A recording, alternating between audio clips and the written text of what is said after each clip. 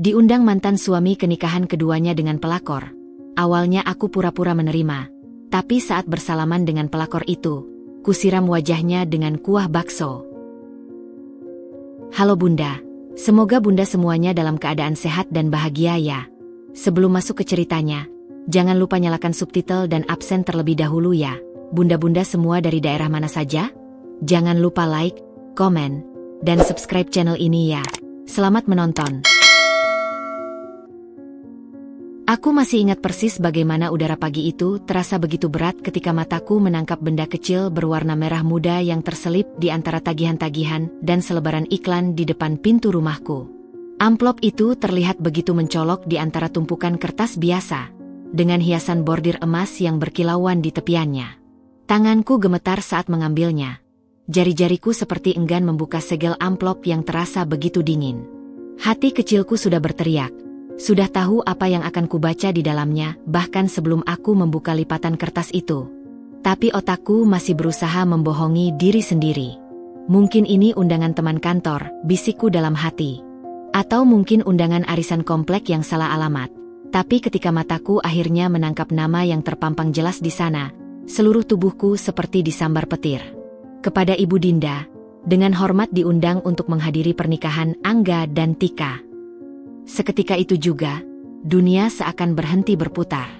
Napasku tersendat, dada terasa sesak, dan kupingku berdenging keras.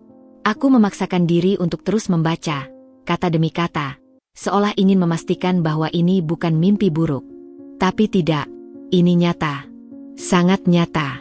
Mas Angga, mantan suamiku, lelaki yang pernah bersumpah mencintaiku seumur hidup, yang pernah berjanji akan melindungiku, ternyata tidak hanya menikah lagi, tapi juga berani mengundangku ke pernikahannya dengan wanita yang menghancurkan rumah tanggaku.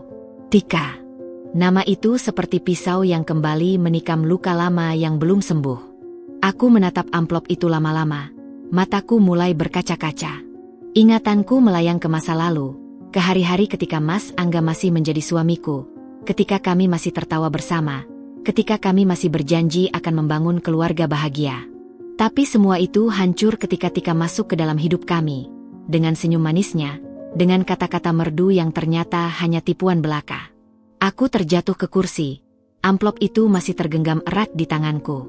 Pertanyaan-pertanyaan berputar di kepalaku. Kenapa dia melakukan ini? Apa tujuannya mengundangku? Apakah dia ingin menyakitiku lebih dalam? Atau mungkin dia pikir aku sudah move on dan bisa dengan lapang dada memberi restu? Air mata akhirnya jatuh, membasahi pipiku yang sudah lama tidak merasakan sentuhan kasih sayang. Tapi di antara rasa sakit itu, ada sesuatu yang mulai menggelora di dalam dada. Sesuatu yang lebih kuat dari kesedihan. Kemarahan. Aku mengusap air mataku, menarik napas dalam-dalam. Tidak. Aku tidak akan membiarkan mereka menertawakanku. Tidak akan membiarkan mereka berpikir bahwa aku lemah.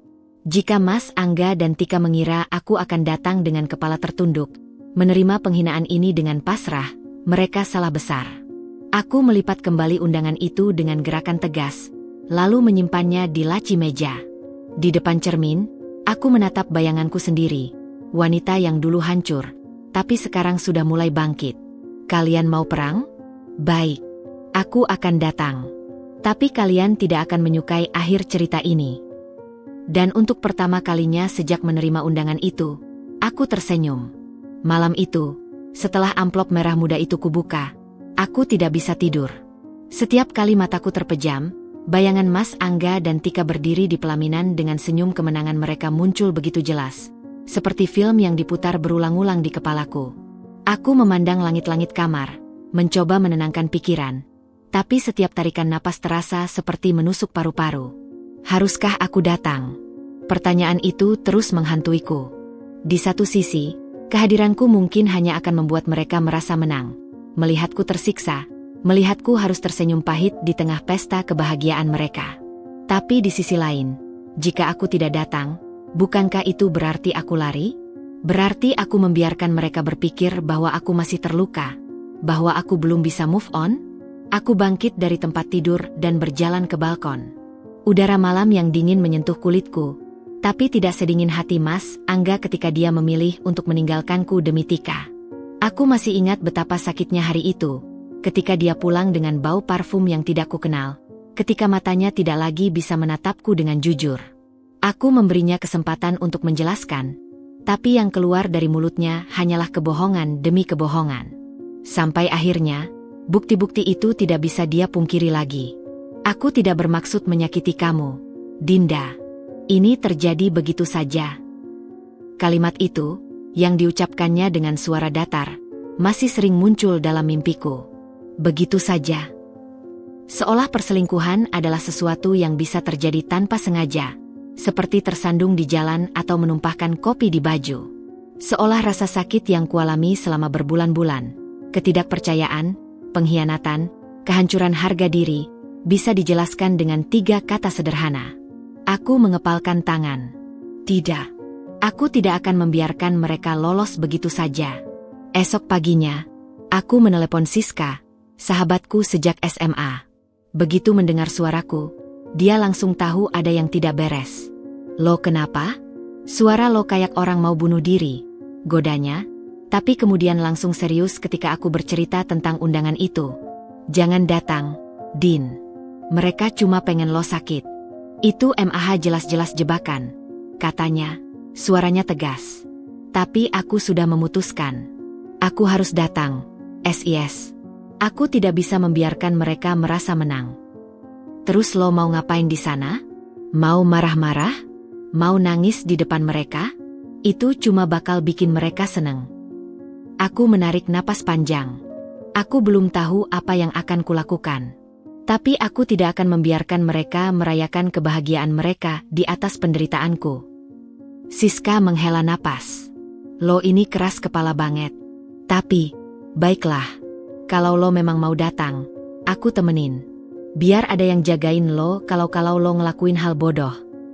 Aku tersenyum kecil. Setidaknya, di tengah semua ketidakpastian ini, aku masih punya seseorang yang bersedia berdiri di sampingku. Sepanjang minggu itu, pikiranku dipenuhi oleh rencana. Aku tidak ingin datang sebagai korban, sebagai istri yang ditinggalkan, sebagai wanita yang kalah. Aku ingin mereka tahu bahwa aku lebih kuat dari yang mereka kira. Bahwa pengkhianatan mereka tidak menghancurkanku. Dan mungkin, hanya mungkin, aku ingin melihat wajah mereka ketika mereka menyadari satu hal. Mereka tidak akan pernah bisa mengalahkanku. Aku menyimpan dendam itu rapi-rapi, seperti pisau yang diasah dalam gelap. Dan ketika waktunya tiba, aku akan memastikan bahwa tusukannya tepat mengenai sasaran. Minggu-minggu menjelang pernikahan itu berlalu dengan begitu lambat, seolah waktu sengaja memperlambat langkahnya untuk menyiksaku. Setiap hari, aku bangun dengan pertanyaan yang sama, apa benar aku akan melakukan ini? Tapi setiap kali keraguan itu muncul, bayangan senyum puas Tika dan ketidakacuhan Mas Angga langsung membakar tekadku kembali. Aku mulai merencanakan semuanya dengan sangat hati-hati. Pertama, penampilanku. Aku tidak ingin terlihat seperti sedang berusaha keras. Tidak ada gaun mewah atau riasan tebal yang akan kupakai. Aku ingin terlihat biasa saja, seolah pernikahan ini tidak berarti apa-apa bagiku. Di balik kesan sederhana itu, aku menyimpan sesuatu yang jauh lebih besar. Siska, yang bersikeras menemaniku, terus mencoba membujukku untuk membatalkan niat ini. Lo yakin mau ngelakuin ini, Din? Gimana kalau malah lo yang dipermalukan di sana? Tapi aku sudah terlalu jauh untuk mundur. Aku tidak akan jadi bahan tertawaan mereka, SIS. Justru sebaliknya. Aku memilih gaun panjang berwarna krem, sederhana, elegan, tapi tidak mencolok. Tidak ada aksesoris berlebihan, hanya anting kecil dan cincin pemberian ibuku dulu. Aku ingin mereka melihatku dan berpikir bahwa aku sudah move on, bahwa aku tidak terganggu oleh pernikahan ini. Biarkan mereka meragukan diri sendiri. Tapi di balik penampilan tenang itu, ada rencana yang sedang kususun. Hari sebelum acara, aku duduk di dapur, menatap mangkuk bakso yang baru saja kubeli dari langgananku. Kuahnya masih mengepul panas, aromanya menggoda, tapi pikiranku sama sekali tidak tertarik untuk menyantapnya. Aku mengambil mangkuk kecil transparan yang sudah kubeli khusus untuk ini, tahan panas, dengan tutup rapat yang tidak akan bocor. Perlahan, aku menuangkan kuah bakso itu ke dalamnya, memastikan tidak ada yang tumpah. Apa benar ini akan berhasil? Keraguan itu muncul lagi, tapi aku segera mengusirnya. Ini bukan hanya tentang menyiramkan kuah panas ke wajah Tika. Ini tentang membuat mereka mengerti bahwa setiap tindakan ada konsekuensinya. Siska, yang melihat persiapanku, hanya menggeleng-geleng. Lo ini gila, Din. Tapi aku nggak bisa bilang mereka nggak pantas dapat itu. Aku tersenyum. Ini bukan hanya untuk mereka, SIS. Ini juga untukku. Agar aku bisa benar-benar menutup bab ini. Malam itu, sebelum tidur, aku berdiri lama di depan cermin, memandangi diriku sendiri. Perempuan di hadapanku bukan lagi Dinda yang hancur karena dikhianati. Dia lebih kuat sekarang. Dan besok, dia akan membuktikannya. Aku menyimpan mangkuk berisi kuah bakso itu di dalam tas kecil yang akan kubawa besok. Tutupnya kuperiksa sekali lagi. Pasti tidak akan bocor. Aku bahkan memastikan bahwa tas itu memiliki kantong khusus yang mudah dijangkau, agar aku bisa mengambilnya dengan cepat saat dibutuhkan. Besok, bisikku pada bayanganku di cermin. Kita akan menyelesaikan ini. Dan untuk pertama kalinya sejak menerima undangan itu, aku merasa tenang. Aku siap. Pagi hari pernikahan itu tiba dengan langit mendung yang seolah mencerminkan suasana hatiku. Aku berdiri lama di depan cermin hotel, menatap sosok perempuan yang mengenakan gaun krem sederhana dengan rambut diikat rapi. Wajahku tampak tenang, tapi di dalam dada, jantungku berdegup begitu kencang hingga hampir terasa di tenggorokan. Kamu yakin mau lanjut? Siska memegang pundakku dari belakang, matanya penuh kekhawatiran di balik riasan sempurnanya. Aku menarik napas panjang. Bau parfum favoritku yang kusemprotkan tadi pagi bercampur dengan aroma kopi dari cangkir di tanganku. Lebih yakin dari apapun selama ini, jawabku sambil menatap jam tangan. Mereka pikir bisa menghinaku dengan undangan ini. Hari ini mereka akan tahu siapa sebenarnya Dinda. Perjalanan ke venue pernikahan terasa seperti berjalan menuju medan perang. Setiap kilometer yang berlalu membuat nafasku semakin berat. Jari-jariku tak henti-hentinya memainkan resleting tas kecil di pangkuanku, memastikan mangkuk berisi kuah bakso panas masih aman di dalamnya. Siska terus melirikku dengan pandangan was-was, tapi tak lagi mencoba membujukku untuk berbalik arah. Saat mobil berhenti di depan gedung megah itu, sekumpulan kupu-kupu liar berkeliaran di perutku. Venue yang dipilih Mas Angga ternyata sangat mewah. Hotel bintang 5 yang dulu sering kami bicarakan untuk anniversary pernikahan kami kelak. Ironi itu menyayat hati. Kita bisa pulang sekarang, bisik Siska terakhir kali saat kami berjalan di karpet merah menuju pintu masuk. Aku menggenggam tangannya erat. Tidak. Aku harus melihat wajah mereka. Aku harus memastikan. Kalimatku terhenti ketika melewati pintu. Di sana, berdiri di balik meja penerima tamu, adalah Mas Angga dengan setelan jas abu-abu yang dulu selalu kupuji cocok dengan kulit sawo matangnya. Dadaku sesak melihatnya tersenyum lebar pada tamu-tamu yang datang, seolah tak ada dosa besar yang pernah dilakukannya. Dan di sampingnya, Tika. Perempuan itu lebih cantik dari yang kuingat. Gaun pengantinnya memeluk tubuhnya dengan sempurna, makeupnya flawless, dan senyumnya begitu memuakan dengan segala kepalsuannya. Saat matanya menangkap kehadiranku, ada kilatan kemenangan yang melintas di sana sebelum digantikan oleh ekspresi sok ramah. Dinda, kamu benar-benar datang. Tika menyambut dengan suara melengking yang membuat beberapa tamu menoleh. Tangannya yang mengenakan sarung tangan putih terulur seolah ingin memelukku. Aku mengunci setiap otot di wajahku untuk tidak menunjukkan reaksi. Undangannya sangat spesial. Bagaimana mungkin aku melewatkannya? Jawabku dengan senyum tipis yang kupelajari selama seminggu di depan cermin. Mas Angga mendekat dengan langkah ragu. Kamu terlihat baik, ujarnya dengan suara serak. Mataku menatapnya tajam. Ya, tentu saja. Hidup jauh lebih baik tanpa kebohongan. Kalimat itu sengaja kusampaikan dengan volume cukup untuk didengar orang sekitar. Beberapa tamu saling pandang. Tika cepat-cepat menyelang. Kita sangat senang kamu bisa berbesar hati datang, Dinda.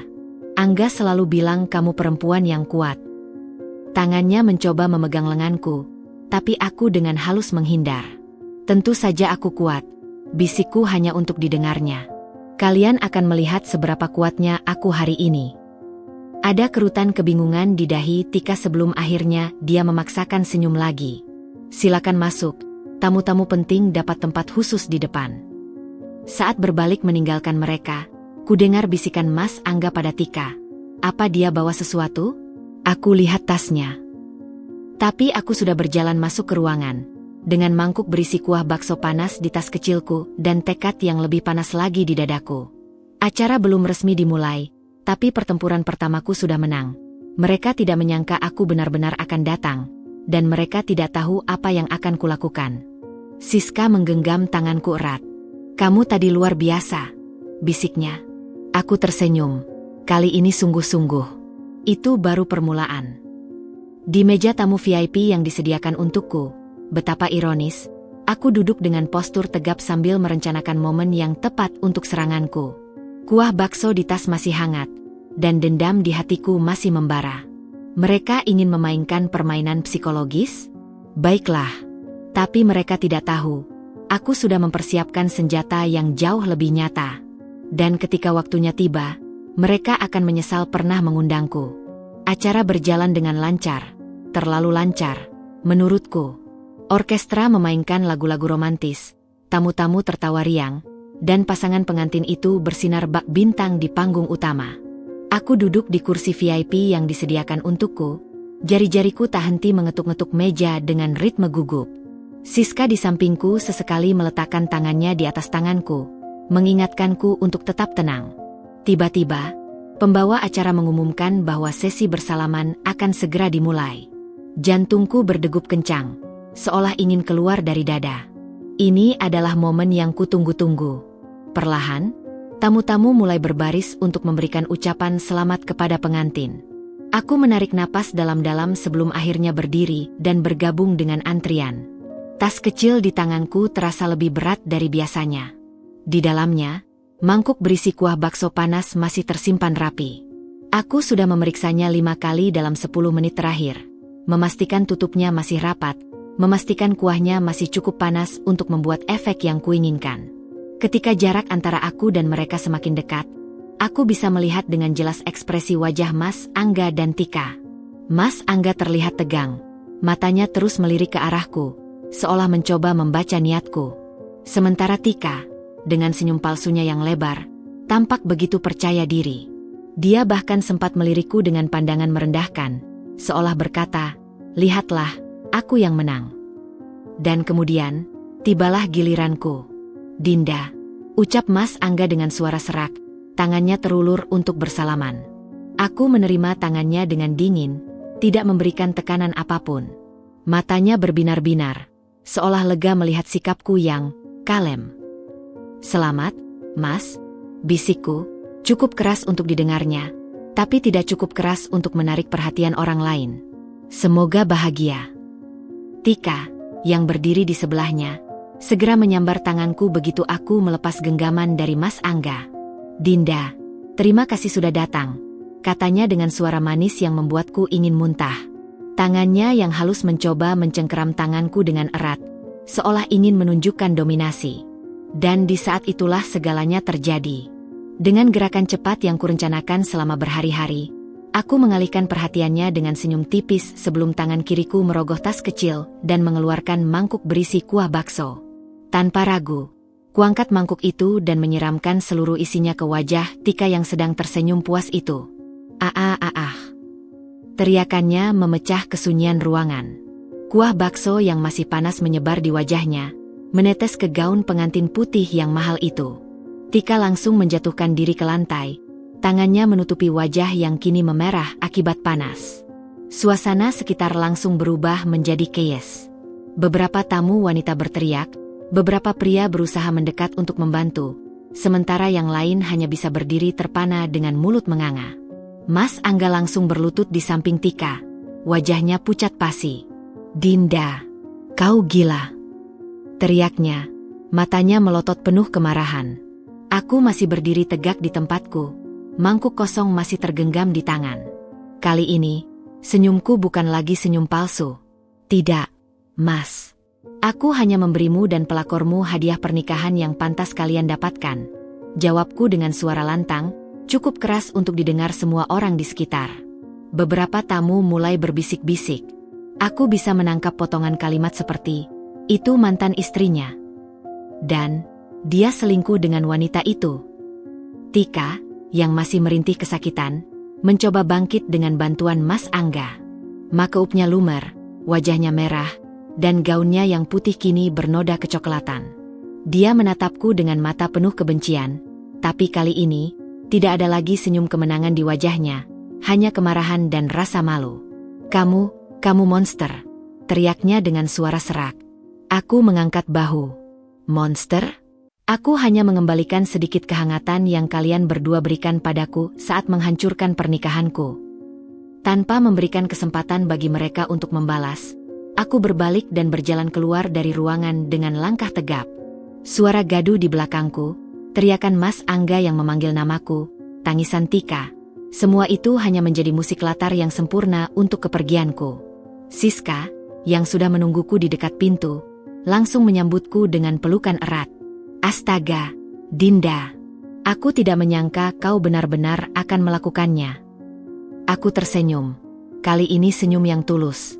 Aku sudah bilang, kan? Mereka tidak akan menyukai akhir cerita ini. Dan ketika kami berjalan meninggalkan gedung itu, aku merasakan sesuatu yang sudah lama tidak kurasakan, kepuasan. Aku menyaksikan seluruh kejadian itu dari layar ponselku, di kamar hotel yang sunyi. Video pendek yang diambil salah seorang tamu saat aku menyiramkan kuah bakso ke wajah Tika sudah viral dalam hitungan jam. Kualitas gambarnya buram, tapi suara jeritan Tika dan teriakan Mas Angga terdengar jelas. Aku memutar ulang video itu berkali-kali, tidak karena aku menikmati penderitaan mereka, tapi karena aku perlu meyakinkan diri sendiri bahwa ini benar-benar terjadi, bahwa aku benar-benar memiliki keberanian untuk melakukannya. Siska, yang duduk di sampingku di atas tempat tidur hotel, menggulirkan berbagai komentar di media sosial. "Lihat ini," ujarnya sambil menyodorkan ponselnya. Sudah lebih dari 5.000 retweet dalam 3 jam. Tagar pernikahan bakso jadi trending. Aku mengambil ponselnya dan membaca beberapa komentar. "Dasar pelakor, pantas dapat ganjaran kayak gitu. Ini yang namanya karma instan, guys. Tapi yang nyiram juga keterlaluan sih, bisa-bisanya di acara nikah gitu." Aku mengembalikan ponsel itu ke Siska tanpa berkata apa-apa. Aku tidak menyesal, tapi ada perasaan anug yang menggelitik di dadaku, seperti sebuah beban yang akhirnya terlepas, tapi meninggalkan ruang kosong yang belum tahu bagaimana cara mengisinya. Ponselku bergetar. Sebuah pesan dari nomor tak dikenal muncul di layar. "Kamu bahagia sekarang, Dinda? Kamu pikir dengan mempermalukan kami, luka kamu akan sembuh?" Aku tahu itu dari Mas Angga. Gayanya yang selalu menggurui, seolah dialah yang menjadi korban dalam semua ini. Aku hampir membalasnya, tapi Siska meraih ponselku. "Jangan," katanya. "Dia cuma pengen kamu bereaksi. Biarin aja." Aku mengangguk, meletakkan ponsel di atas meja. Tapi beberapa menit kemudian, dering telepon memecah kesunyian kamar. Nomor itu lagi. Siska menghela napas. "Mau aku yang angkat?" Aku menggeleng, lalu mengambil telepon itu. Tanpa kusadari, suaraku keluar lebih dingin dari yang kubayangkan. "Ya." Suara Mas Angga di seberang sana terdengar parau, seperti orang yang baru menangis atau berteriak terlalu lama. "Apa yang kamu lakukan tadi? Kamu hancurkan semuanya. Dinda, kamu tahu berapa biaya pernikahan ini? Kamu tahu berapa banyak kolegaku yang melihat itu semua?" Aku menahan tawa getir. Masih saja dia memikirkan uang dan reputasinya. "Oh, maafkan aku, Mas. Aku tidak menyangka acara selingkuhmu yang dulu akan berakhir mahal juga ya." Dia terdiam sejenak. Ketika akhirnya berbicara lagi, suaranya lebih rendah, tapi tidak kurang menusuk. "Kamu berubah, Dinda. Dulu kamu tidak seperti ini." Tentu saja aku berubah, Hardiku. Tiba-tiba tidak bisa menahan amarah yang meluap. Aku berubah karena kamu mengajari aku betapa mudahnya orang berkhianat. Aku berubah karena kamu memaksaku untuk belajar bahwa cinta itu hanya ilusi. Di ujung telepon, aku mendengar suara Tika yang merengek di latar belakang. "Angga, siapa itu?" Itu dia ya? Telepon polisi aja sekalian. Mas Angga mengabaikannya. Dengar, Dinda, aku minta maaf. Untuk semuanya. Tapi apa yang kamu lakukan tadi? Aku tidak butuh permintaan maafmu, potongku. Dan aku tidak peduli apa yang terjadi setelah ini. Kalian berdua pantas mendapatkan lebih dari sekadar kuah bakso panas. Aku menutup telepon sebelum dia sempat membalas. Tanganku gemetar, tapi anehnya, aku merasa lega. Siska memelukku dari samping tanpa berkata apa-apa. Beberapa jam kemudian, video itu masih terus menyebar. Beberapa media online bahkan sudah membuat artikel pendek tentang skandal pernikahan viral. Foto Tika dengan wajah merah karena kuah bakso sudah diedit menjadi berbagai meme. Pernikahan mereka yang seharusnya menjadi hari paling bahagia dalam hidup mereka, berubah menjadi bahan tertawaan publik. Saat aku mematikan lampu kamar dan mencoba tidur, pikiranku kembali ke ekspresi Tika saat kuah bakso mengenainya. Rasa sakitnya, kemarahannya, rasa malunya, semuanya nyata. Dan untuk pertama kalinya sejak perceraian kami, aku merasa adil. Ini baru permulaan. 3 hari setelah insiden pernikahan itu, aku duduk di teras belakang rumah sambil menyeruput teh hangat. Pagi itu udara terasa lebih dingin dari biasanya. Atau mungkin itu hanya perasaanku saja. Ponsel di sampingku terus bergetar. Notifikasi dari media sosial yang belum sempat kumatikan. Aku sengaja menghindari membuka berita selama 2 hari terakhir. Tapi Siska terus mengirimiku screenshot artikel-artikel yang membahas peristiwa itu. Polisi dilaporkan atas insiden penyiraman kuah bakso di acara pernikahan. Pengantin wanita alami luka bakar ringan akibat disiram kuah panas. Mantan istri beri karma pada pasangan selingkuh di hari pernikahan mereka. Judul-judul itu semakin dramatis saja. Aku menarik napas panjang. Bagian dari diriku merasa puas melihat kekacauan yang terjadi pada mereka. Tapi ada bagian lain yang bertanya-tanya apakah aku sudah melangkah terlalu jauh. Tapi setiap kali keraguan itu muncul, aku mengingat kembali betapa hancurnya diriku saat mengetahui perselingkuhan mereka. Malam-malam panjang yang kulewati dengan menangis sendirian, rasa percaya diri yang terkikis habis, dan pertanyaan-pertanyaan yang terus menghantuiku. Apa yang salah denganku? Mengapa dia memilih dia? Derikan bel pintu mengagetkanku. Aku berjalan pelan ke depan, mengintip melalui lubang pengintip. Dadaku sesak ketika melihat sosok Mas Angga berdiri di depan pintu dengan wajah yang lebih tua dari usia sebenarnya. Matanya sembab, seperti orang yang belum tidur berhari-hari. Aku berdiri diam di balik pintu, berharap dia akan pergi. Tapi bel berbunyi lagi, kali ini lebih panjang. Dinda, aku tahu kamu ada di dalam. Suaranya parau. Tolong, kita perlu bicara. Aku menutup mata sejenak, mengumpulkan keberanian. Ketika akhirnya kubuka pintu, kami berdiri berhadapan untuk pertama kalinya sejak insiden di pernikahannya. Dia terlihat mengenaskan, kemejanya kusut, rambutnya acak-acakan, dan ada lingkaran hitam tebal di bawah matanya. Apa yang kamu inginkan? Tanyaku datar. Dia menghela napas, tangannya menggaruk-garuk belakang kepala seperti kebiasaannya dulu saat gugup. Aku cuma mau minta maaf. Untuk semuanya. Aku menyilangkan tangan di dada.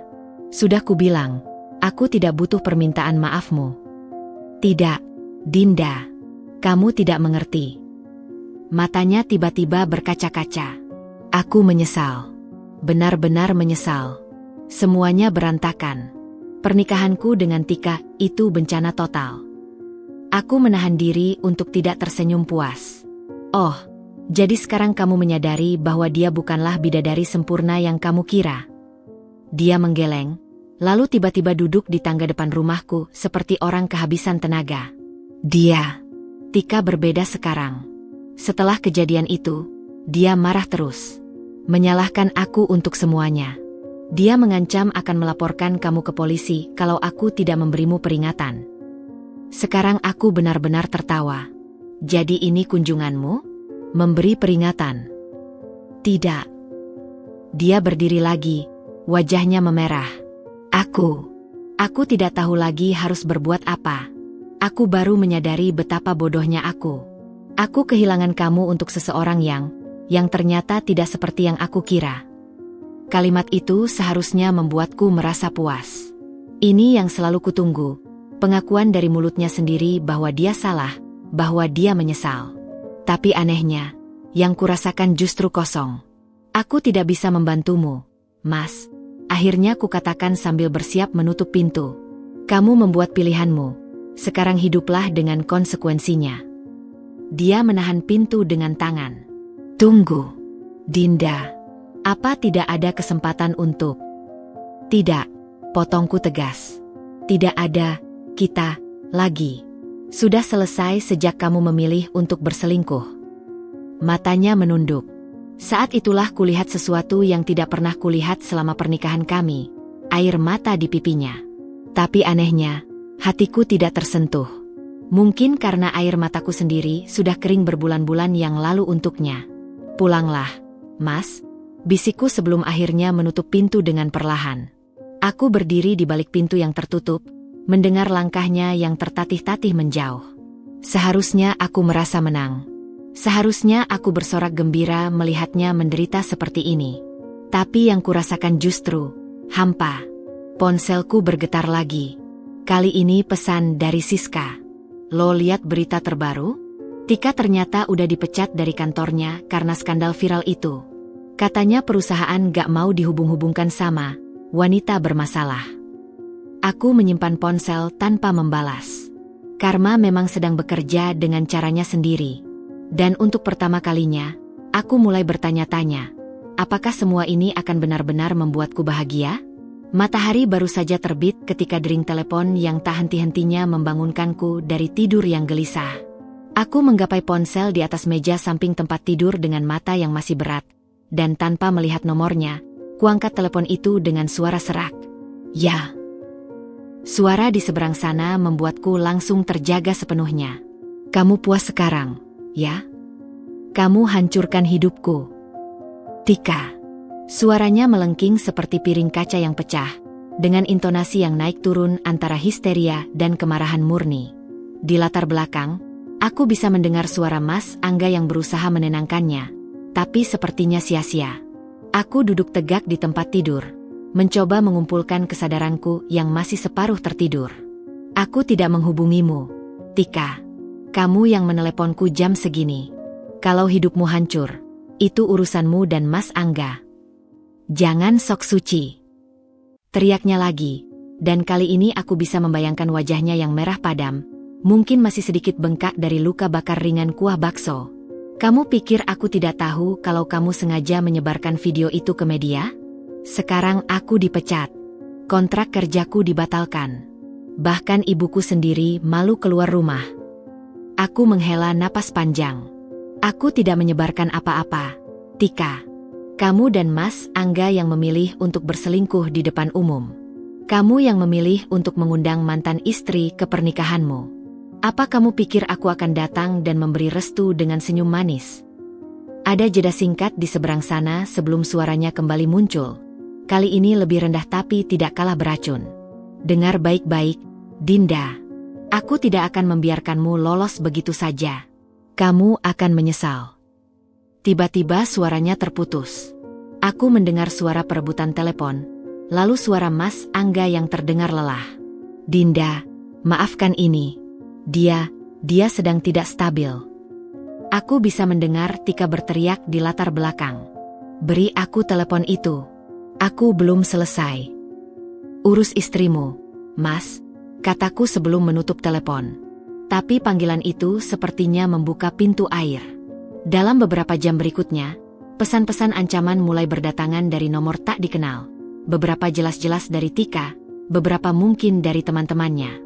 Pesan itu beragam, dari yang sekadar menghina sampai ancaman akan melaporkanku ke polisi atas penyerangan. Siska langsung datang ke rumahku begitu kuceritakan tentang telepon pagi itu.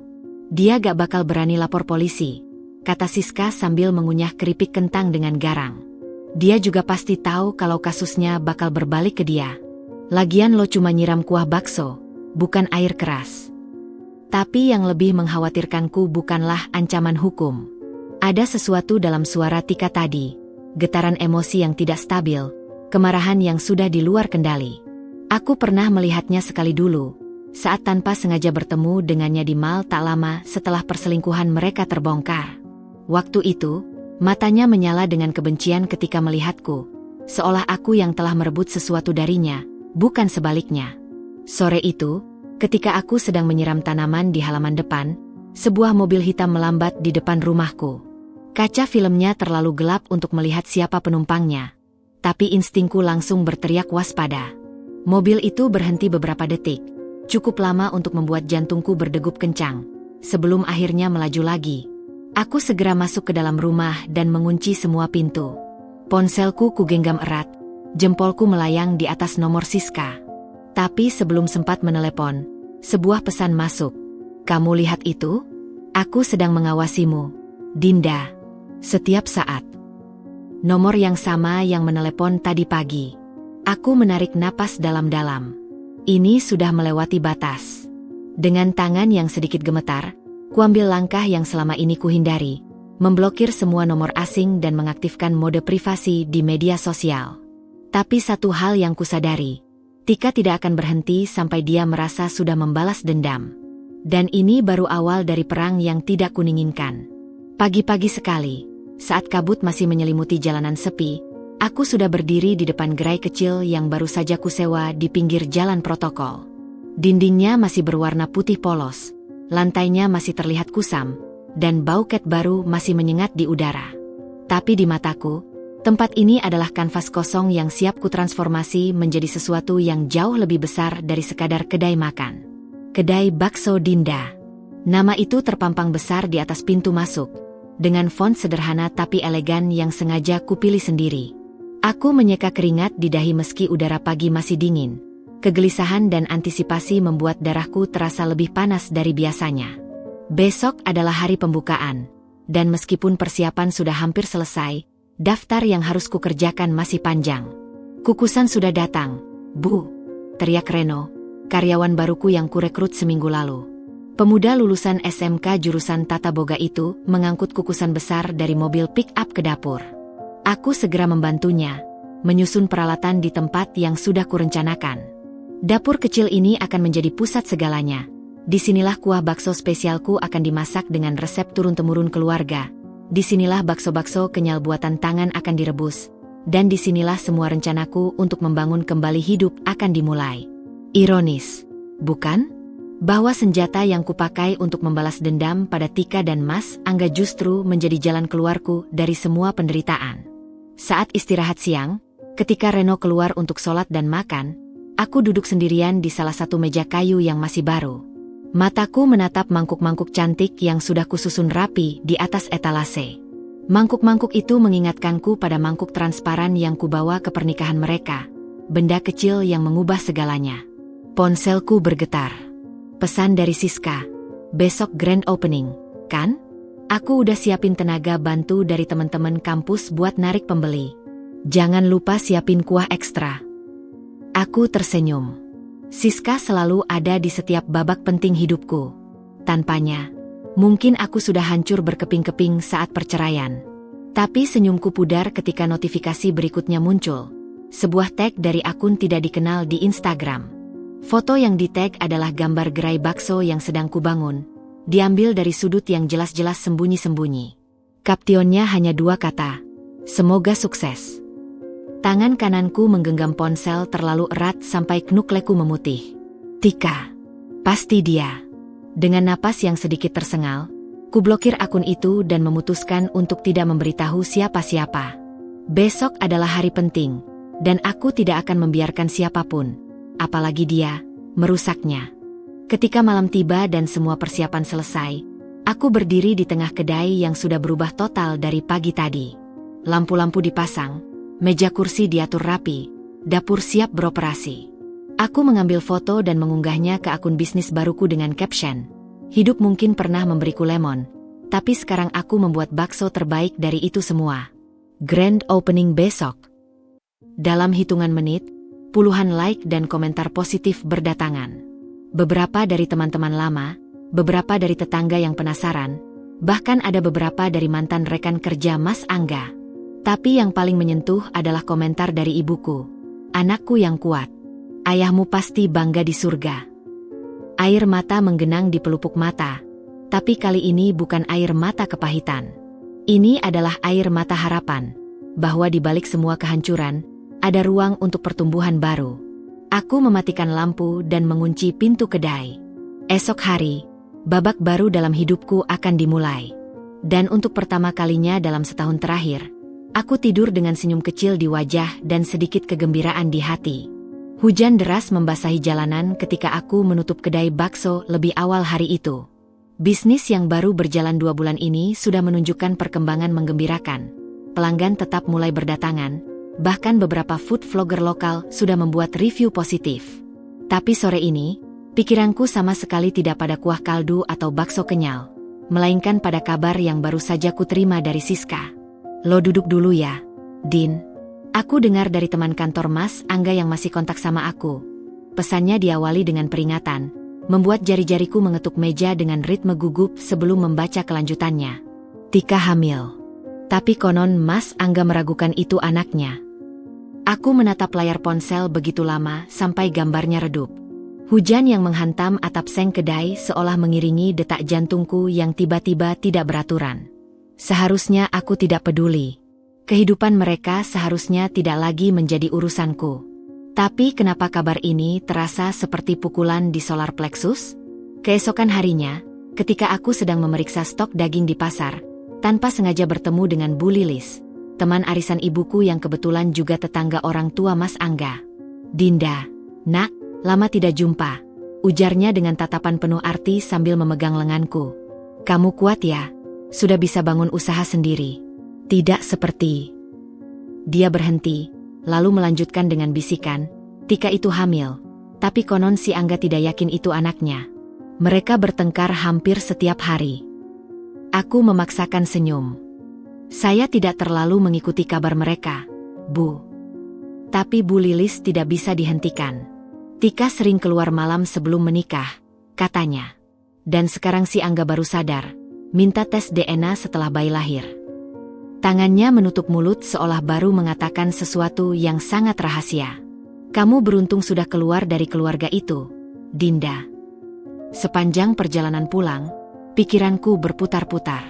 Aku mencoba membayangkan Mas Angga yang dulu begitu percaya diri, sekarang meragukan kehamilan istrinya sendiri. Ironi yang begitu pahit. Sampai di kedai, Reno sedang melayani pelanggan yang ternyata tidak asing. Ardi, pemilik supplier daging langgananku yang belakangan sering, kebetulan, mampir di jam-jam sepi. Lagi bahas menu baru? Tanyanya ramai saat melihatku masuk. Matanya yang selalu jeli langsung menangkap perubahan ekspresiku. Kamu baik-baik saja? Wajahmu pucat. Aku menggeleng, tiba-tiba merasa sangat lelah. Cuma kecapean, Mas. Maaf, hari ini kedai tutup lebih awal ya. Ardi mengangguk pengertian, tapi sebelum pergi, dia meninggalkan sebungkus jahe merah dan sereh. Untuk penghangat badan. Cuaca dingin begini gampang sakit. Kebaikan kecil itu membuat dadaku terasa hangat, kontras dengan kabar dingin tentang Tika. Malam itu, sambil menyeruput wedang jahe pemberian Ardi, ku buka-buka media sosial Tika. Foto-foto terbarunya masih menunjukkan senyum bahagia. Tapi ada yang berbeda, lingkaran hitam di matanya yang tersembunyi di bawah concealer tebal, pose penyembunyian perut yang belum terlalu besar. Di kolom komentar, Mas Angga jarang berinteraksi. Berbeda dengan dulu saat kami masih bersama di mana dia selalu menjadi orang pertama yang like dan komen. Tiba-tiba sebuah pesan masuk dari nomor tak dikenal. Kamu senang ya dengar aku hamil? Tapi Angga tidak sebahagia dulu saat kamu hamil. Dia bilang akan tes DNA. Semua ini salahmu. Aku menghela napas. Bahkan dalam momen seperti ini, Tika masih menyalahkanku. Ku simpan ponsel tanpa membalas. Memilih untuk memandangi foto-foto lama di dinding, gambar sonogram pertama saat aku hamil 2 tahun lalu, sebelum keguguran yang mengawali keretakan rumah tanggaku dengan Mas Angga. Air mata menetes tanpa kusadari. Mungkin inilah karma terbesar untuk Mas Angga, meragukan kehamilan istrinya sendiri, persis seperti keraguan yang selalu kurasakan tentang cintanya padaku di hari-hari terakhir pernikahan kami. Di luar, hujan masih turun deras, membasahi jalanan dan atap-atap rumah.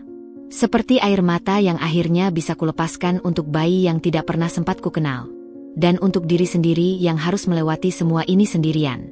Pagi itu, aroma kaldu tulang sapi yang baru saja matang memenuhi seluruh ruangan kedai. Aku sedang mengaduk-aduk kuah dengan konsentrasi penuh ketika bel pintu berbunyi.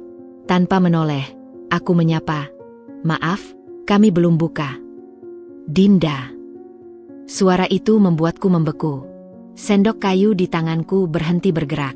Perlahan, aku berbalik dan melihat Mas Angga berdiri di depan pintu dengan wajah yang jauh lebih tua dari usia sebenarnya. Matanya merah, garis-garis kelelahan terlihat jelas di wajahnya yang dulu selalu tampan itu. "Boleh kita bicara?" ujarnya dengan suara serak. "Tidak akan lama." Reno, yang sedang mengiris daun bawang di sudut dapur, melirik ke arahku dengan pertanyaan di matanya. Aku mengangguk halus, memberinya isyarat untuk memberi kami ruang. Kami duduk di meja paling pojok, tempat cahaya pagi masih belum sepenuhnya menerangi sudut itu. Aku tidak menawarkan minuman, dan dia juga tidak meminta. Ada jeda panjang sebelum akhirnya dia memecah kesunyian. "Aku tidak tahu harus mulai dari mana," katanya sambil menatap tangannya yang terkepal di atas meja. "Kalau ini tentang Tika dan kehamilannya, aku sudah dengar," ujarku datar. Dia mengangkat wajah, matanya menyiratkan kejutan. "Kamu sudah tahu? Kota ini tidak sebesar yang kau kira, Mas." Dia menghela napas panjang, lalu melakukan sesuatu yang tidak kuduga, meletakkan kepalanya di atas meja dengan bahu yang terguncang. "Aku bodoh, Dinda. Sangat bodoh." Aku diam, membiarkannya melanjutkan. "Tika, dia mengaku semalam." Suaranya pecah. "Bayi itu bukan anakku. Dia berselingkuh dengan bosnya sebelum pernikahan kami. Bahkan setelah menikah pun mereka masih." Dia tidak bisa melanjutkan. Tapi aku sudah mengerti. Tiba-tiba, aku merasa sangat lelah. Bukan karena sedih atau marah, tapi karena semua ini terasa seperti deja vu yang menyedihkan. "Kenapa kau memberitahuku ini?" tanyaku setelah beberapa saat. Dia akhirnya mengangkat kepala. Air mata mengalir di pipinya yang sekarang kurus. "Karena aku ingin kamu tahu bahwa kamu benar dari awal. Aku sudah menghancurkan pernikahan kita untuk seseorang yang..." "Tidak," potongku tajam. "Kau memberitahuku ini karena kau ingin merasa lebih baik. Kau ingin aku memaafkanmu supaya bebasmu berkurang." Dia terkesiap. Aku bisa melihat di matanya bahwa tebakanku tepat. Aku melanjutkan dengan suara tenang, "Aku tidak akan memberimu pengampunan itu, Mas. Tidak karena aku masih marah atau sakit hati, tapi karena kau harus belajar hidup dengan konsekuensi pilihanmu." Dia menunduk lagi, tapi kali ini aku bisa melihat sesuatu yang berbeda. Bukan penyesalan karena ketahuan, tapi penyesalan yang sebenarnya. "Kamu benar," bisiknya. "Aku tidak pantas memintamu memaafkanku." Dia berdiri untuk pergi, tapi sebelum sampai di pintu, aku memanggilnya, "Mas." Dia menoleh. "Kau bisa makan di sini kapan saja." "Sebagai pelanggan," kataku sambil menunjuk logo kedai. Untuk pertama kalinya sejak datang, senyum kecil muncul di wajahnya. "Kuah bakso terbaik di kota," ujarnya, mengingat slogan yang sering kugunakan. Ketika pintu tertutup di belakangnya, aku menarik napas dalam-dalam. Tidak ada kemenangan yang kurasakan, tidak juga kepuasan. Hanya sebuah pengertian bahwa terkadang, karma tidak datang sebagai bencana besar, tapi sebagai pengakuan pahit atas kesalahan sendiri. Reno kembali ke dapur dengan wajah penasaran. "Semua baik-baik, Bu?" Aku menganggak sambil kembali ke kuah bakso yang masih mengepul. "Lebih dari baik, Reno. Hari ini kita coba resep baru." Di luar, matahari pagi mulai bersinar cerah, menerangi jalanan dan kehidupan baru yang sudah kubangun dengan susah payah. Dan untuk pertama kalinya, aku merasa benar-benar bebas dari bayang-bayang masa lalu. Kabarnya menyebar cepat seperti api di musim kemarau. Aku mendengarnya pertama kali dari pelanggan setia yang kebetulan bekerja di pengadilan agama. "Ibu Dinda tahu kan, suami kedua si Tika itu sedang proses cerai," bisik Bu Yani sambil menyeruput kuah bakso, matanya berbinar penuh gosip. "Katanya sih karena perselingkuhan dan anak yang bukan darah dagingnya. Kasihan ya, dapat istri begitu." Sendok di tanganku berhenti bergerak. Aku mengatur napas sebelum merespons. Semua orang punya konsekuensi atas pilihannya, Bu. Bu Yani mengangguk bersemangat. Iya juga sih. Tapi kan kasihan. Udah jatuh tertimpa tangga pula. Dengar-dengar dia harus bayar ganti rugi besar ke si Tika itu. Aku membayangkan Mas Angga, pria yang dulu begitu bangga dengan status dan hartanya, harus merelakan sebagian besar tabungannya untuk seorang perempuan yang sama sekali tidak mencintainya. Ironi yang begitu sempurna. Sore itu, ketika aku sedang menutup kedai, seseorang mengetuk pintu yang sudah setengah tertutup. Aku mengira itu Ardi yang sering datang di jam tutup untuk membicarakan pasokan daging. Tapi ternyata Mas Angga berdiri di sana dengan setelan kemeja lusuh yang tidak pernah kulihat sebelumnya. Boleh minta semangkuk bakso spesial? Tanyanya dengan suara serak. Aku tidak tahu harus minta dukungan ke siapa lagi. Aku menghela napas dan membuka pintu lebar-lebar. Tanpa banyak bicara, aku menyajikannya bakso spesial dengan ekstra tetelan. Jenis yang dulu selalu ia pesan saat kami masih bersama. Dia makan dengan lahap, seolah tidak menyentuh makanan enak selama berhari-hari. Setelah separuh mangkuk habis, barulah dia berbicara. Kami resmi bercerai kemarin, ujarnya sambil menatap kuah di mangkuk. Dia dapat rumah, mobil, dan separuh tabunganku. Semua itu demi agar dia mau mengaku di pengadilan bahwa anak itu bukan anakku. Aku membersihkan meja di sebelahnya, memberi ruang baginya untuk berbicara. Awalnya aku marah, lanjutnya dengan suara hampa. Tapi kemudian aku sadar, ini persis seperti yang kulakukan padamu dulu. Bedanya, kamu tidak meminta apa-apa saat bercerai. Sendok di tangannya bergetar. Aku pantas mendapatkan ini semua. Dinda, karma memang ada. Aku duduk di seberangnya, memandangi wajahnya yang sudah tidak lagi kukenal. Aku tidak bahagia melihatmu menderita, Mas. Tapi aku juga tidak bisa memaafkan apa yang sudah terjadi. Dia mengangguk, matanya berkaca-kaca. Aku tahu. Aku cuma ingin kamu tahu bahwa aku akhirnya mengerti betapa sakitnya dikhianati. Ketika dia pergi, aku berdiri lama di pintu kedai, memandangi langit sore yang mulai memerah. Dalam hati kecilku, aku berharap ini adalah terakhir kalinya masa laluku datang mengganggu. Tapi ternyata alam punya rencana lain. Esok harinya, Tika muncul di depan kedai dengan wajah yang baru saja selesai menangis. Matanya merah, bibirnya gemetar, dan yang paling mengejutkan, perutnya yang sudah mulai membesar jelas terlihat. Kamu senang sekarang, ya? Hardiknya begitu melihatku. Angga kembali jadi orang hina seperti dulu. Semua ini salahmu. Aku menahan diri untuk tidak tertawa. Polanya selalu sama. Menyalahkan orang lain untuk masalah yang ia ciptakan sendiri. Tika, ujarku dengan tenang, kau dan Mas Angga sudah bukan bagian dari hidupku lagi. Apa yang terjadi antara kalian berdua adalah konsekuensi pilihan kalian sendiri. Dia terlihat ingin membalas, tapi tiba-tiba memegangi perutnya dengan wajah kesakitan. Secara refleks aku maju untuk menolong, tapi dia mundur dengan tatapan benci. Jangan pura-pura baik. Aku tahu kamu yang menyebarkan rumor tentangku sampai bosku memecatku. Aku menggeleng. Aku tidak pernah.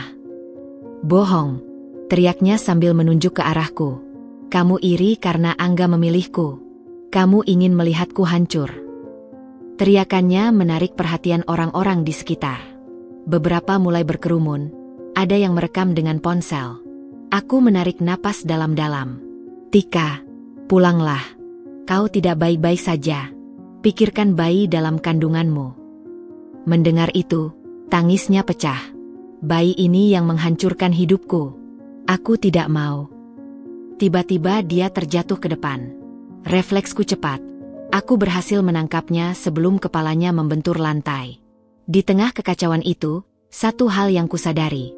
Sebanyak apapun kebencianku pada Tika, tidak ada seorang pun yang pantas menderita seperti ini. Panggil ambulans. Teriakku pada orang-orang sekitar sambil menahan tubuh Tika yang mulai kejang.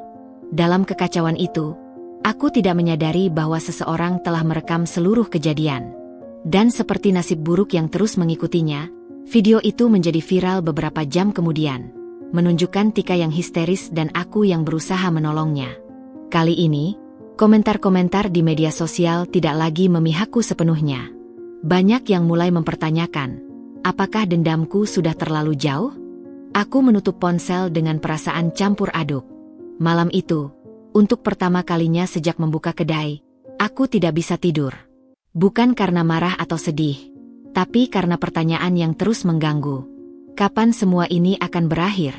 Musim hujan datang dengan derasnya, membawa udara dingin yang membuat kuah bakso di kedai semakin laris. Sudah 2 minggu sejak insiden dengan Tika, dan meskipun video itu sempat viral, kehidupan perlahan kembali normal.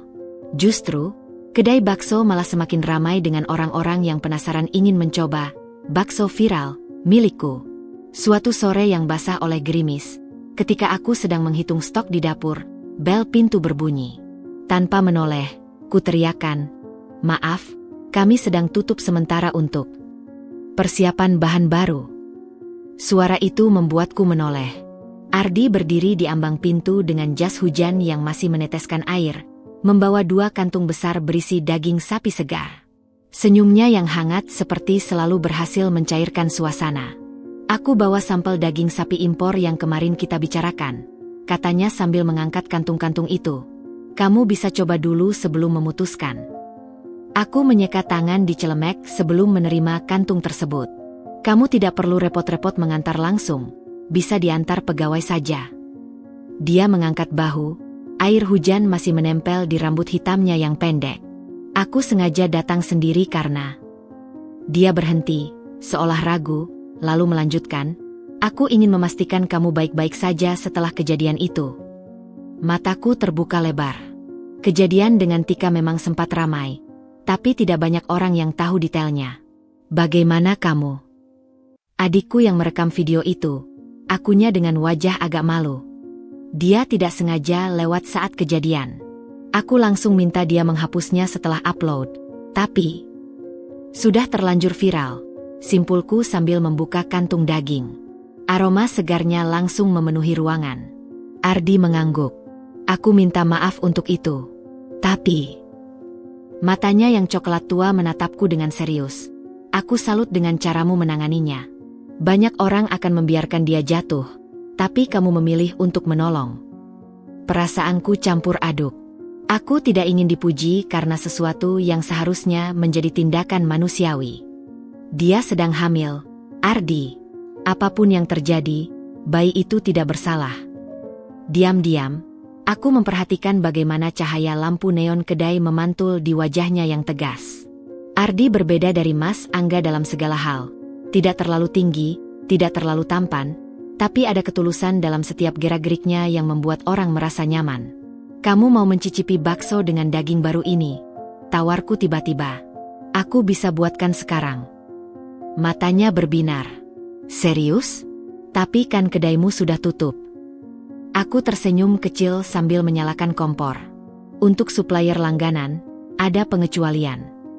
Sambil aku menyiapkan adonan bakso, Ardi duduk di kursi bar depan dapur, menceritakan asal-usul daging sapi Australia yang dibawanya. Suaranya yang dalam dan tenang mengisi ruangan kecil itu dengan nyaman. "Jadi kamu tidak hanya jualan daging, tapi juga importir?" tanyaku penasaran. Dia mengangguk sambil meniup bakso panas di depannya.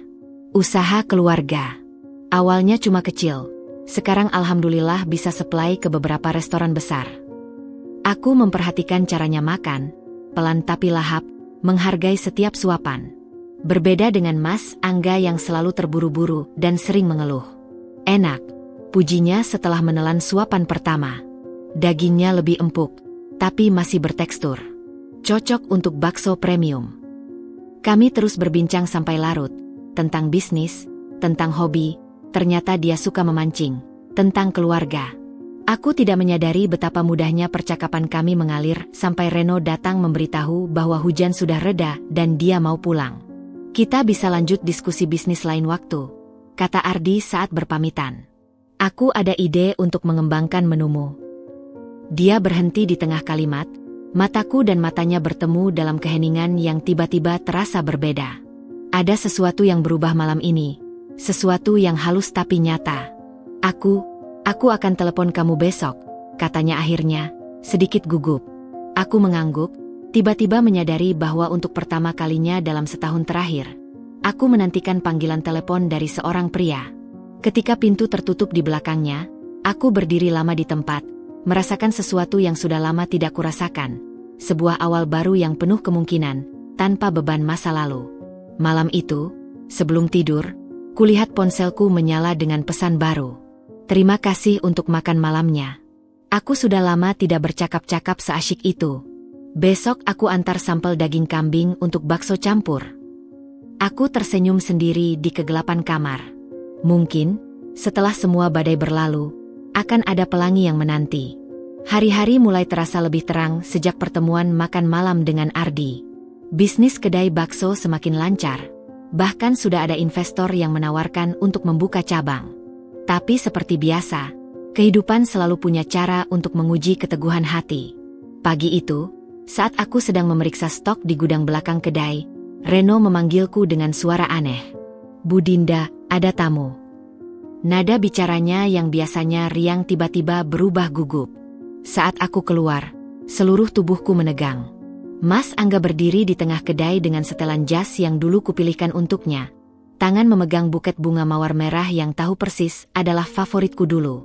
Dinda, ucapnya lembut saat melihatku. Boleh kita bicara sebentar? Aku membersihkan tangan di celemek sambil menghela napas. Kami sedang sibuk persiapan buka. Mas, ada yang bisa kubantu? Senyumnya sedikit memudar, tapi dia cepat-cepat menyusul saat aku berbalik menuju dapur. Aku hanya ingin minta maaf secara langsung. Untuk semuanya. Di dapur, aku sibuk mengaduk-aduk kuah kaldu yang sedang mendidih, berusaha terlihat sibuk. Kamu sudah minta maaf beberapa kali. Aku sudah dengar. Tidak perlu diulang-ulang. Dia menaruh buket bunga di meja kecil tempatku biasa menyiapkan bumbu. Ini berbeda, Dinda. Setelah semua yang terjadi dengan Tika, aku baru benar-benar mengerti betapa sakitnya dikhianati. Sendok kayu di tanganku berhenti bergerak. Aku menatapnya langsung untuk pertama kalinya sejak dia masuk. Dan menurutmu dengan mengerti rasanya dikhianati, luka-lukaku akan sembuh? Dia menggeleng, matanya berkaca-kaca. Tidak. Tapi aku ingin kamu tahu bahwa aku berubah. Aku kehilangan segalanya dan itu membuatku melihat betapa berharganya kamu dulu.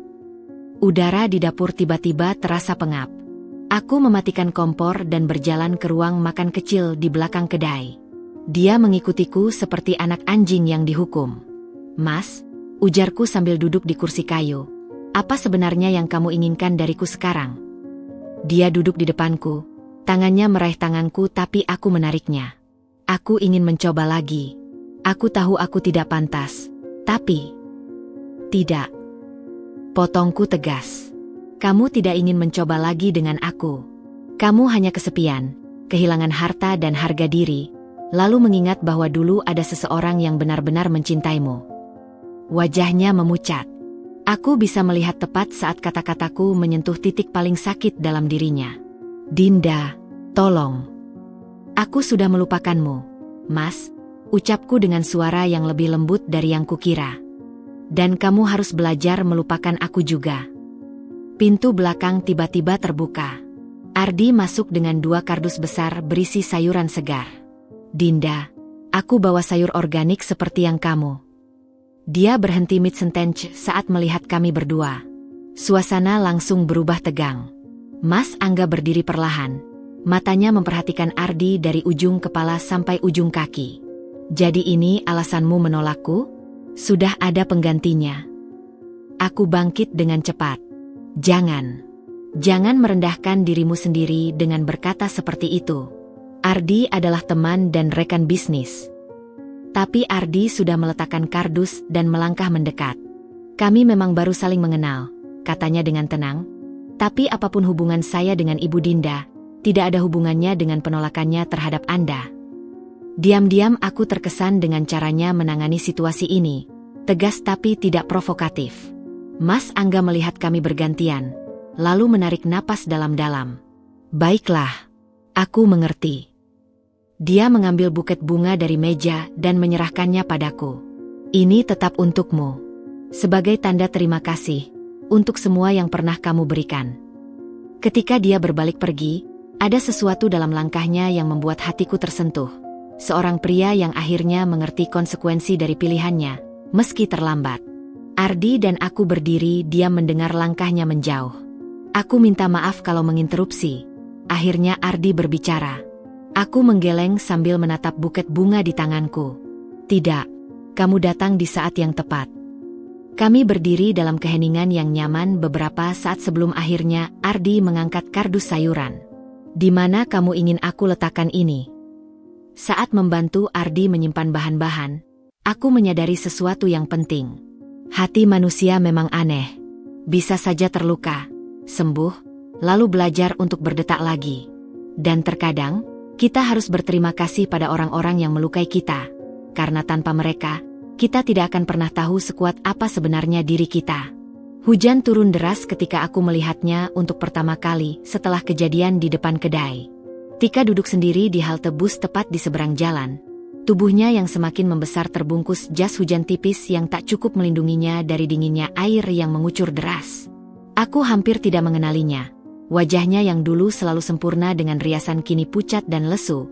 Rambutnya yang biasanya terurai indah sekarang dikuncir sembarangan.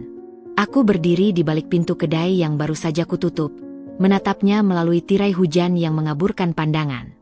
Seharusnya aku merasa puas melihatnya seperti ini, terpuruk, sendirian, jauh dari gambaran perempuan cantik yang dulu merebut suamiku. Tapi yang kurasakan justru sebuah kehampaan yang aneh. Tika, ucapku pelan saat akhirnya mendekatinya dengan payung besar di tangan. Dia mengangkat wajah, matanya merah dan bengkak. Awalnya kukira itu karena air hujan, tapi ketika melihat lebih dekat, jelas bahwa dia baru saja menangis. Apa kamu datang untuk menertawakanku juga? Suaranya parau, tapi tidak lagi melengking seperti dulu.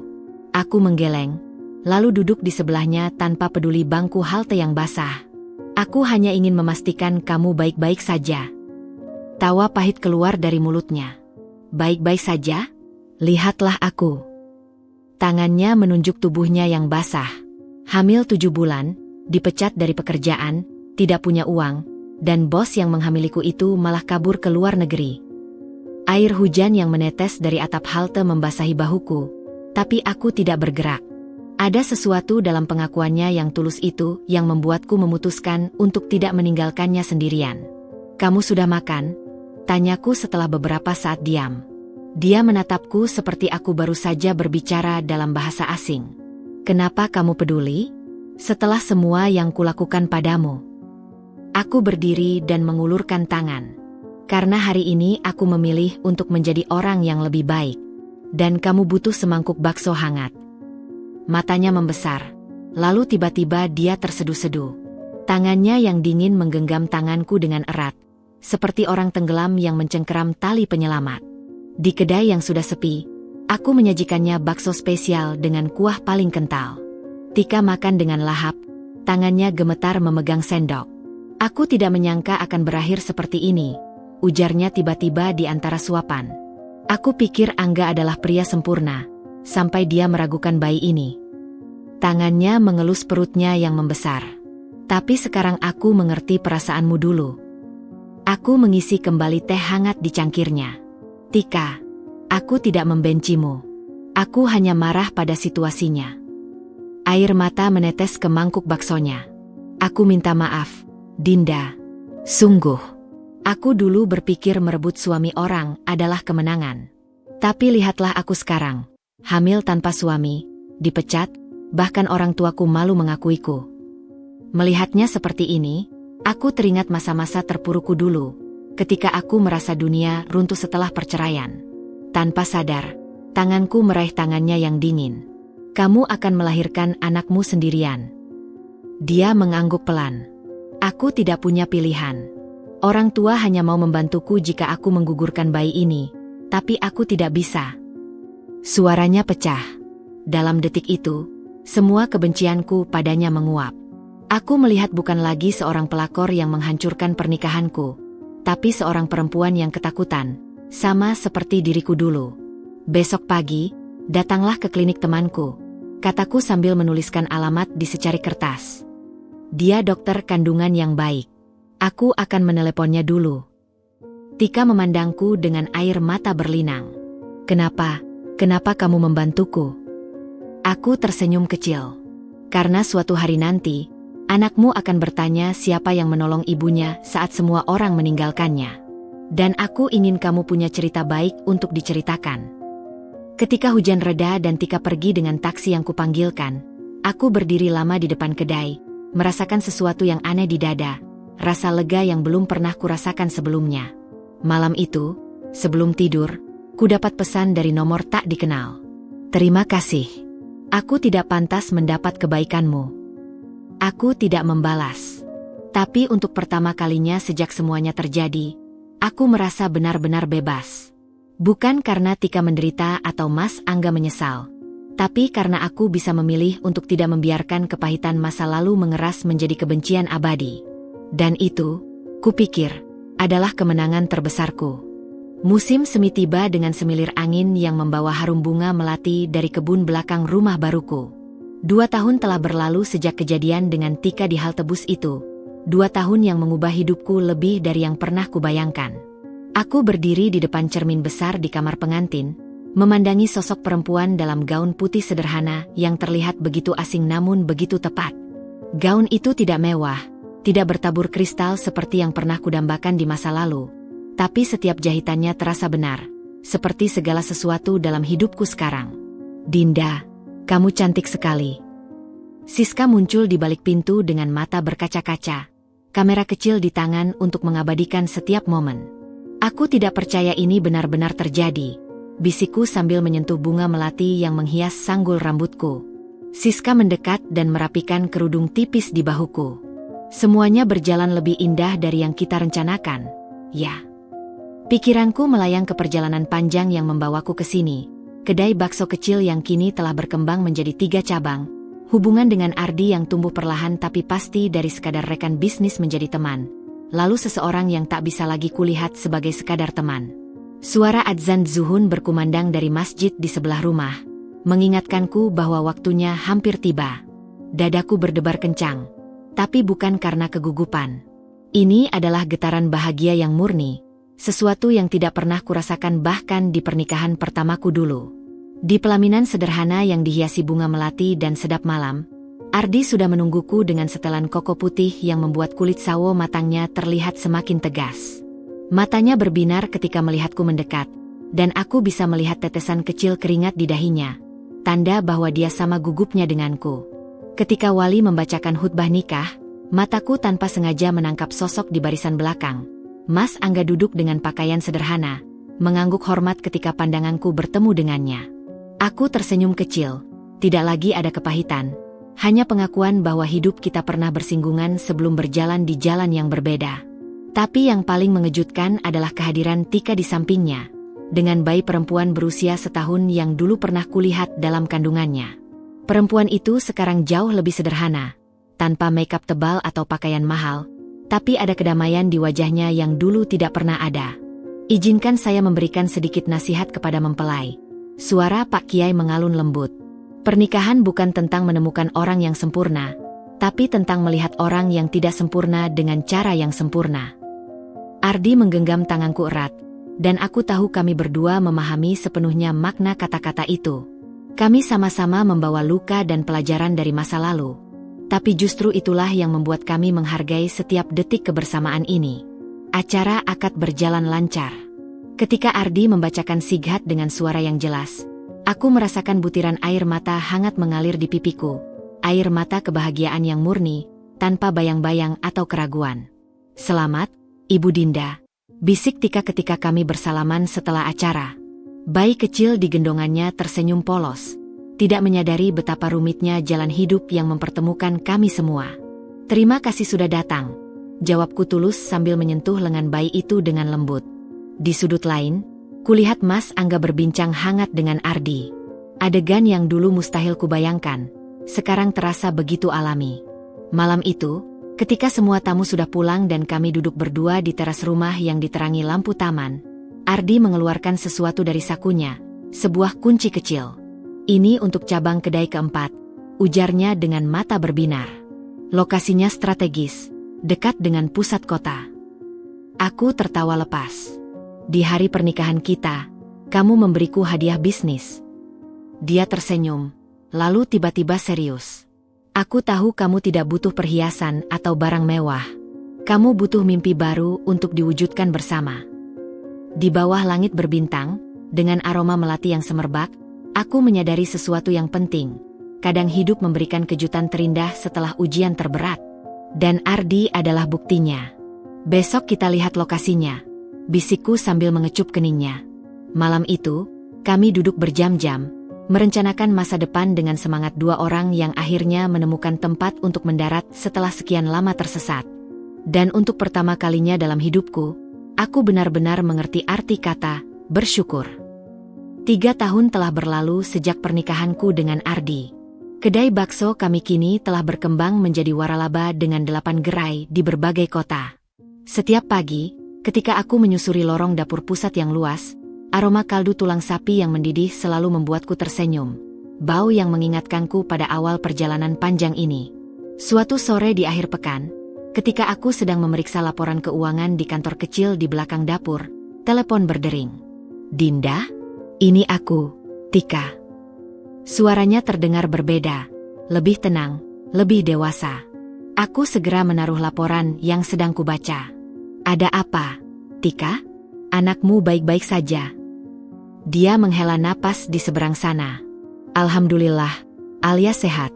Aku menelepon karena Angga dirawat di RS umum." Pena di tanganku terjatuh. Meski sudah lama tidak berhubungan dekat, kabar itu tetap mengejutkan. "Apa yang terjadi?" "Gagal ginjal," jawabnya pelan. "Dia sudah stadium 3. Aku menemukannya pingsan di apartemennya seminggu yang lalu." Aku menutup mata sejenak. Gambaran Mas Angga yang dulu gagah, sekarang terbaring lemah di rumah sakit, membuat dadaku sesak. Apakah dia butuh sesuatu? Sebenarnya, suara Tika bergetar. "Dia ingin bertemu kamu. Aku tahu ini banyak mintanya setelah semua yang terjadi. Tapi, aku akan datang," potongku sebelum dia selesai. Rumah sakit itu dingin dan steril. Baunya mengingatkanku pada hari-hari terakhir ayah sebelum meninggal. Tika menungguku di depan kamar 407. Wajahnya yang dulu selalu penuh makeup sekarang terlihat polos dan lelah. "Dia tidur sekarang," bisiknya sambil membukakan pintu.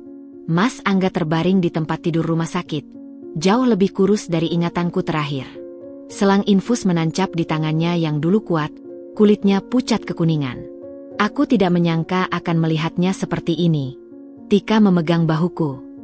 "Aku akan tunggu di luar." Aku duduk di kursi plastik di samping tempat tidurnya, menunggu dengan hati berdebar. Ketika matanya terbuka perlahan, butuh beberapa detik baginya untuk mengenaliku. "Dinda," suaranya serak, hampir tidak terdengar. Aku mengambil gelas air dan membantu dia minum. "Aku di sini, Mas." Matanya berkaca-kaca. "Aku tidak pantas kamu kunjungi." "Jangan bicara seperti itu," bisikku sambil menata bantalnya. Dia menghabiskan 10 menit berikutnya bercerita tentang penyakitnya, tentang bagaimana dia mengabaikan gejala-gejala awal karena sibuk bekerja, tentang bagaimana dia sekarang kehilangan hampir segalanya, kesehatan, tabungan, bahkan apartemen yang harus dijual untuk biaya pengobatan. "Karma memang sempurna," ujarnya dengan senyum pahit. "Aku menyakiti orang yang mencintaiku, sekarang aku mati pelan-pelan dalam kesendirian." Tanganku menggenggam tangannya yang dingin. "Kamu tidak sendirian. Tika masih peduli padamu, bahkan setelah semua yang terjadi." Dia memalingkan muka ke jendela. "Tika adalah orang yang lebih baik dari kita semua. Aku memperlakukannya buruk, tapi dia tetap menolongku." Dalam keheningan kamar rumah sakit itu, kami duduk bersama. 2 orang yang pernah saling mencintai, saling menyakiti, dan sekarang hanya bisa berbagi keheningan yang penuh makna. "Aku minta maaf, Dinda," bisiknya tiba-tiba, air mata mengalir di pelipisnya yang cekung. "Untuk semuanya." Aku mengusap air matanya dengan lembut. "Aku sudah memaafkanmu sejak lama, Mas. Sekarang maafkanlah dirimu sendiri." Ketika aku keluar dari kamar itu 1 jam kemudian, Tika segera berdiri dari bangku di koridor. "Bagaimana keadaannya?" tanyanya cemas. Aku tersenyum kecil. Dia masih Mas Angga yang keras kepala. Kami berjalan berdampingan menuju lift, 2 perempuan yang dulu bermusuhan. sekarang bersatu dalam kepedulian pada seseorang yang pernah penting bagi kami berdua. Bagaimana bisnismu? Tanyanya sambil menekan tombol lift. Alhamdulillah berkembang. Kau masih kerja di apotek itu? Dia mengangguk. Aku sedang kuliah lagi malam hari. Ingin jadi perawat. Lift tiba dengan bunyi ding. Sebelum masuk, Tika memegang lenganku. Dinda, terima kasih. Untuk semuanya. Kalau bukan karena kamu yang memberi contoh, aku mungkin masih menjadi perempuan pahit yang dulu. Di perjalanan pulang, mobilku melewati kedai bakso pertamaku yang sekarang sudah direnovasi. Pikiranku kembali ke Mas Angga yang terbaring lemah, ketika yang berubah menjadi perempuan kuat, ke perjalanan panjang yang membawaku ke kehidupan sekarang. Ardi sudah menungguku di rumah dengan makan malam hangat. Ketika ku ceritakan tentang kunjunganku, dia hanya mengangguk bijak. Hidup memang aneh, ujarnya sambil mengambilkan nasi untukku. Memberi kita ujian, tapi juga memberi kita kesempatan untuk tumbuh melewatinya. Malam itu, sebelum tidur, aku berdiri lama di balkon kamar, memandangi bintang-bintang yang bersinar tenang. Karma memang datang dengan caranya sendiri, kadang sebagai pelajaran, kadang sebagai berkah tersembunyi. Dan malam ini, aku bersyukur bisa menjadi bagian dari karma Mas Angga yang mungkin justru menjadi penebusannya. 5 tahun kemudian, di sebuah pagi yang cerah di bulan Juni, aku duduk di teras belakang rumah kami yang baru, menikmati aroma kopi dan kue bolu yang baru saja keluar dari oven. Rumah 2 lantai dengan taman luas ini adalah hadiah untuk kami berdua setelah waralaba bakso kami mencapai gerai ke-20. Tapi harta yang sesungguhnya sedang berlarian di rerumputan. Alia, putri Tika yang sekarang sudah 6 tahun, dan Aldi, putra kami yang berusia 3 tahun, sedang bermain kejar-kejaran di bawah pengawasan Tika yang duduk santai di bangku taman. Bu Dinda, Aldi mau minum jus, teriak Alia dengan suara riang yang mengingatkanku pada semangat masa kecilku dulu. Aku tersenyum sambil menuangkan jus jeruk ke gelas kecil. Ini, sayang, jangan lupa berbagi dengan adik ya. Tika mendekat dan mengambil gelas itu. Kamu terlalu memanjakannya, ujarnya sambil mengusap keringat di dahi Alia. Tante Dinda memang yang terbaik. Alia menyahut sebelum berlari kembali ke Aldi. Tika duduk di sampingku, matanya mengikuti gerakan kedua anak itu. Aku tidak pernah membayangkan hidupku akan seperti ini, ujarnya pelan. Dulu aku pikir kebahagiaan harus didapat dengan cara merebut. Sekarang aku tahu kebahagiaan sejati justru datang saat kita belajar memberi. Tanganku memegang erat tangannya. Perjalanan kami berdua memang luar biasa. Dari musuh menjadi sahabat, dari saling membenci menjadi saling mendukung. Setelah Mas Angga meninggal 2 tahun lalu, Tika dan Alia seperti menjadi bagian dari keluarga kami. Suara derit pintu depan membuat kami menoleh. Ardi masuk dengan wajah bersemu keringat, membawa beberapa dokumen di tangannya. Proposal untuk gerai di Bandung sudah disetujui, ujarnya bangga sambil mencium keningku. Selamat, Pak Direktur, godaku sambil menyodorkan kopi untuknya. Dia duduk di kursi kosong di sebelahku, matanya yang teduh memandangi Aldi yang sedang asyik bermain. Ayah dulu tidak akan percaya kalau usaha daging keluarganya akan berkembang seperti ini, ujarnya dengan nada haru. Tiba-tiba teleponku berdering. Siska, sahabatku yang sekarang menjadi manajer pemasaran perusahaan kami, mengirim foto desain kemasan baru untuk produk bakso beku kami yang akan diluncurkan bulan depan. Diterima gak desainnya? Nanti kita meeting sama tim jam 3 ya. Aku mengirim balasan singkat sambil tersenyum. Bisnis kami memang telah berkembang jauh dari kedai kecil di pinggir jalan itu, tapi semangat kekeluargaannya tetap sama. Sore itu, ketika matahari mulai turun dan Tika sudah pulang dengan Alia, aku duduk di bangku taman sendirian, merenungkan perjalanan hidupku. Dari seorang istri yang dikhianati, menjadi pengusaha sukses, lalu menemukan cinta sejati yang tidak pernah kuduga. Ardi muncul dari belakang, tangannya yang hangat memijit bahuku yang pegal. Sedang memikirkan apa? Betapa beruntungnya aku, jawabku sambil menatap matahari jingga yang mulai tenggelam. Dulu aku berpikir hidupku hancur total setelah perceraian. Tapi ternyata itu hanya awal dari cerita yang lebih baik, sambungnya dengan lembut. Aku memandang rumah kami yang nyaman, foto-foto keluarga di dinding, album pernikahan kami yang diletakkan di meja tamu. Semua ini adalah mimpi yang bahkan tidak berani kuidamkan dulu. Malam itu, ketika aku mengantar Aldi tidur dan membacakan dongeng untuknya, mataku berkaca-kaca menyadari satu kebenaran sederhana. Kebahagiaan bukanlah garis lurus yang mulus. Ia berkelok-kelok, kadang turun ke lembah yang gelap, kadang naik ke puncak yang cerah. Tapi setiap belokan, setiap tantangan, membawa kita tepat ke tempat yang seharusnya. Dan di malam yang tenang ini, dengan desahan napas kecil Aldi yang sudah terlelap dan suara Ardi yang sedang bersenandung di dapur, aku tahu, inilah kebahagiaan yang sesungguhnya. Bukan yang sempurna, tapi yang tepat. Di meja kerjaku, tersimpan sebuah album kecil berisi foto-foto perjalananku, dari pernikahan pertama yang gagal, kedai bakso pertama, hingga keluarga kecilku sekarang. Di halaman terakhir, ada potret terakhir Mas Angga sebelum meninggal, tersenyum kecil di kursi rodanya dengan Alia di pangkuannya. Aku belajar bahwa hidup tidak pernah hitam atau putih. Mas Angga bukanlah orang jahat, hanya manusia yang tersesat. Tika bukanlah musuh, hanya perempuan yang keliru mencari cinta. Dan aku hanya seorang perempuan biasa yang belajar bahwa maaf bukanlah tanda kelemahan, tapi kekuatan terbesar yang bisa kita berikan, baik untuk orang lain maupun untuk diri sendiri. Kini, setiap kali kuah bakso di gerai-gerai kami mendidih, aromanya tidak hanya membawa kenangan akan sebuah balas dendam yang berubah menjadi berkah, tapi juga pengingat bahwa dari hal-hal pahit dalam hidup, kita bisa menciptakan sesuatu yang indah. Dan itu adalah pelajaran terindah yang pernah kudapat.